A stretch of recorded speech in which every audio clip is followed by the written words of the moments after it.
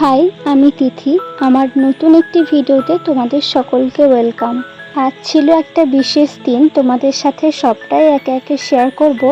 তার আগে আমার বাড়ির কিছু সুন্দরীদের সাথে একটু পরিচয় করিয়ে নাও।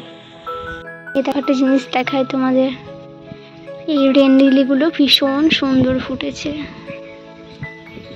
বৃষ্টি হয়েছিল কিছুদিন আগে, হচ্ছে প্রায় একটু একটু করে।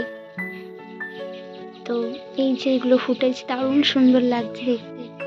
এই কালারটা একটু আলাদা, এটা একটু হালকা লাইট কালার আর এটা একটু ডিপ কালার। আরো ফুটেছিল যেগুলো একদম রোদে শুকিয়ে গেছে। তোমাদের আর একটা জিনিস দেখায়, এই দেখো, এটা ছোট্ট একটা গাছ। এটা আমি এনেছিলাম ওই মায়ের ওখান থেকে। ফুটেছে 2-3 দিনের মধ্যেই ফুটে গেছে, তবে আমি 3 রকম এনেছিলাম, তো আমি একসাথেই বসিয়ে দিয়েছিলাম। একটা হলুদ কালার, একটা এই কালার, আর একটা যেটা হয় একদম একটু থোপা টাইপের, তো একদম গোলাপের মতন, তো ওইটা নিয়েছিলাম। তো দেখছি ওই রকম দুটো ফোটেইনি, এইটাই ফুটছে। একসাথে বসিয়ে দিয়েছিলাম, এইরকম জাস্ট একটা নিয়েছিলাম, এই একটা, এরকম একটা।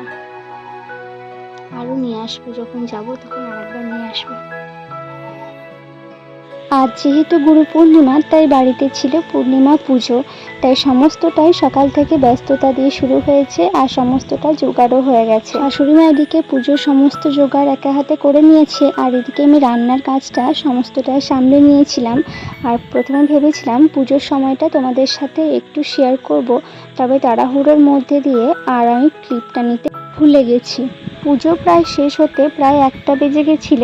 তারপর পুজো হওয়ার পরে সবাইকে প্রসাদ দিয়ে নিজেরা প্রসাদ খেয়ে নিয়েছিলাম, আর এদিকে জলও খেয়ে নিয়েছিলাম আমরা সবাই মিলে।